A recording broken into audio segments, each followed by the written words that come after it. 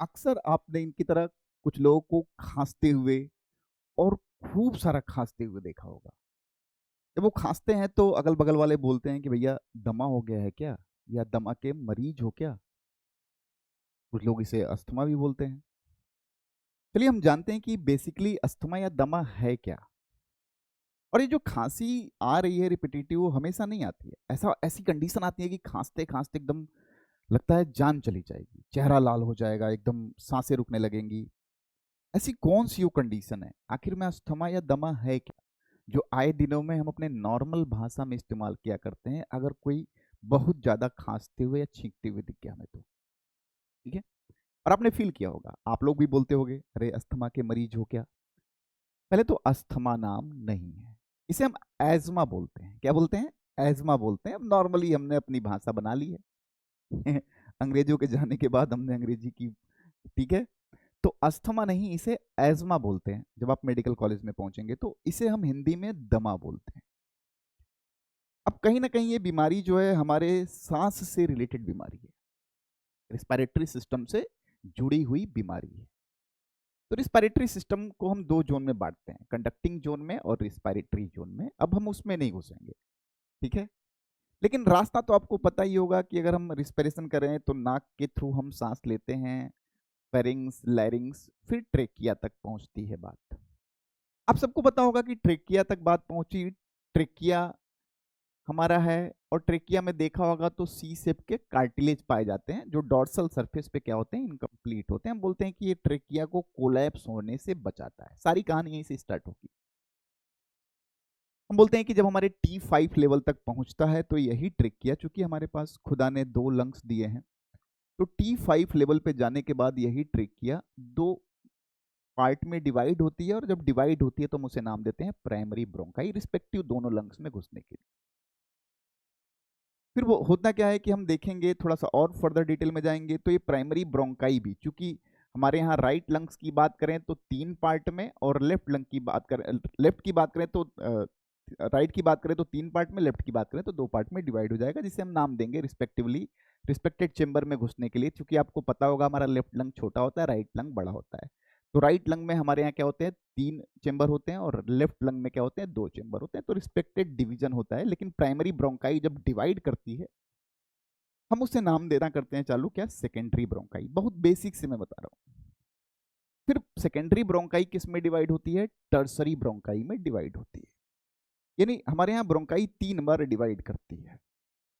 Bronchi के बाद हमारे यहाँ शुरुआत होती है किसकी, ब्रोंकियोल की। और ब्रोंकियोल की अगर हम बात करें तो बहुत सारी चीजें आपने पढ़ी होंगी। ब्रोंकियल के पार्ट्स में अगर हम जाएं तो हम बोलते हैं कि 17 से लेके 22 बार, जैसे हमारा ब्रोंकाई 3 बार डिवाइड किया, वैसे हमारा ब्रोंकियोल लगभग 17 से लेके 22 बार डिवाइड करता है। 17 टू 22 टाइम्स डिवाइड करेगा। अब हमने पढ़ा होगा कि ब्रोंकियोल्स की बात करें तो यहाँ हम कहीं भी सी सेप का कार्टिलेज नहीं दिखाए हुए हैं। सी सेप के कार्टिलेज का फंक्शन क्या था? तो सी सेप के कार्टिलेज का फंक्शन था कि it prevent the collapsing of respiratory tract, मतलब यहाँ ट्रेकिया को, ब्रोंकाई को कोलैप्स होने से रोकता है। कहानी यहीं से चालू होती है। अब जब हम अस्थमा पढ़ते हैं, दमा पढ़ते हैं, तो ऐसा नहीं है कि ऐसा इंसान जिसमें दमा या अस्थमा या एज़मा जो भी है व्हाटएवर, वो हमेशा आपको खांसते हुए दिखाई देगा, या हमेशा ऐसा रिस्पॉन्स देते हुए दिखाई देगा किसी के तहत। हम बोलते हैं कि एस्मा या दमा जो होता है वो क्या होता है, एक एलर्जिक डिसऑर्डर होता है। क्या होता है भैया, एलर्जिक डिसऑर्डर होता है। अब एलर्जेंस कोई भी ऐसा ऑब्जेक्ट, कोई भी ऐसी चीज, कोई भी ऐसा सब्सटेंस जिसके वजह से आपके बॉडी में एलर्जिक रिस्पॉन्स जनरेट हो, उसे हम एलर्जेंस कहते हैं। अब एलर्जेंस कुछ भी हो सकता है। मान लीजिए पॉल्यूशन हो, एयर पॉल्यूशन से किसी को एलर्जी हो, किसी को भीड़ से एलर्जी हो जाती है। अलग अलग सबके मतलब अलग अलग सिम्टम आएंगे, लेकिन यहाँ सांस लेने के आइटम से है। ऐसा नहीं कि भीड़ से एलर्जी है तो सांस लेने में आपको ऐसा प्रॉब्लम आ गया। किसी को हर जगह, कई बार होगा जिंदगी में आपको किसी इंसान से ही एलर्जी होगी, आता होगा तो आप फ्रस्ट्रेट, निराश, हताश हो जाते होंगे, अरे यार क्या ही आ गया। तो वो एलर्जेंसी अलग है, लेकिन यहाँ की बात करें तो एलर्जिक डिसऑर्डर है एक। अब एलर्जेंस का रास्ता जो है इस कंडीशन में देखें, जो भी एलर्जेंस हमारे शरीर में जाने वाला है, हम बोल रहे हैं कि ये एलर्जेंस जो है ये रिस्पायरेटरी ट्रैक्ट को इख्तियार करने वाला है। यानी जो भी हमारे यहाँ रिस्पायरेशन वाला रास्ता है उसके थ्रू हमारे शरीर में प्रवेश करने वाला है। सपोज करिए किसी को पॉलन से, किसी को डस्ट से, तमाम चीजों से एलर्जी है, तो वट एवर जब भी उस कंडीशन में वो पहुंचेगा तो एलर्जेंस, मान लीजिए हमने बनाया कि चलो भैया ये लाल रंग का जो दिखा रहे हैं वो एलर्जेंस है, हमारा बड़ा इजिली आया जा रहा है। क्यों? क्योंकि ट्रिकिया, ब्रोंकाई, ये सब क्या है, कोलैप्स कर नहीं सकते, इजिली आया जा रहा है, आया जा रहा है, आया जा रहा है, आया जा रहा है, आया जा रहा है, आया जा रहा है, आया जा रहा है। यहाँ तक तो एलर्जेंस बड़ा प्यार से आ गया, क्योंकि हमारा ट्रिकिया ना कोलैप्स कर सकता था, ना ब्रोंकाई कोलैप्स कर सकता था, ऐसा नहीं है, चाह के भी नहीं कोलैप्स कर पाता। अगर आपको एलर्जिक रिस्पॉन्स देखना है तो आप देखिए कि आप गलती से कोई लिक्विड रखा है, आप पीजिए तो एकदम से रिफ्लेक्स आता है कि भाई अब उसे बाहर निकाल के फेंको। तो जब भी हमारे बॉडी में कुछ ऐसा चीज जो फॉरेन है और हमारी बॉडी उसे एक्सेप्ट नहीं करना चाहती, तो जब इंटर करता है तो हम उसका रिस्पॉन्स देते हैं। लेकिन यहाँ पे क्या है, यहाँ पे यहाँ तक तो हम कुछ नहीं कर पाएंगे, क्योंकि हमारा ये वाला हिस्सा कोलैप्स नहीं हो सकता, रोक नहीं सकता रास्ते को। लेकिन जब ये एलर्जेंस हमारा ब्रोंकियोल वाले हिस्से में पहुंचता है, तो ब्रोंकियोल में ऐसा कोई सी शेप का कार्टिलेज नहीं है, और सी शेप का कार्टिलेज नहीं है तो ब्रोंकियोल क्या करता है, बोलता है कि बेटा रास्ता बंद, अब नहीं जाने देंगे। ब्रोंकियोल नॉर्मली नहीं बंद हुआ था, ब्रोंकियोल का पर्पस था कि ये जो भी एलर्जेंस है उसको हम अपने बॉडी यानी अंदर ना जाने दें। ब्रोंकियोल क्या किया, कॉन्ट्रैक्ट हो गया। लेकिन ब्रोंकियोल के कॉन्ट्रैक्ट होने के साथ जरा सोचिए क्या होगा, ये तो वही रास्ता है साहब जिससे हम कार्बन डाइऑक्साइड बाहर भेजते हैं, ये वही रास्ता है साहब जिससे हम ऑक्सीजन अंदर लाते हैं।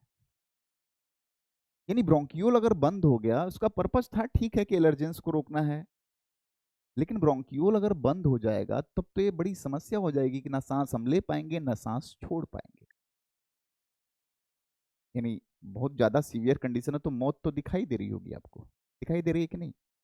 लेकिन कहीं ना कहीं आपको दिखाई तो दे रहा है कि सांस लेने में कठिनाई शुरू होगी। हम बोलते हैं कि फूंप फूंप करके सांस लेना आदमी चालू कर देता है, फोर्सफुल ब्रीदिंग स्टार्ट हो जाती है, क्योंकि भाई बॉडी को रिक्वायर्ड है, ऑक्सीजन भेजना है, कार्बन डाइऑक्साइड का कॉन्सेंट्रेशन बढ़ रहा है, तो जो भी हमारे ब्रेन का सेंटर होगा वो अपना तो काम कर रहा होगा, लेकिन यहाँ ब्रोंकियोल वाले भैया क्या कर रहे हैं, रास्ता रोके हुए हैं। किसका रोके हुए हैं? तो एलर्जेंस का रोके हुए, हो गई बीमारी। यही है एजमा, यही है क्या, एजमा। बहुत सिंपल भाषा में समझाया हमने।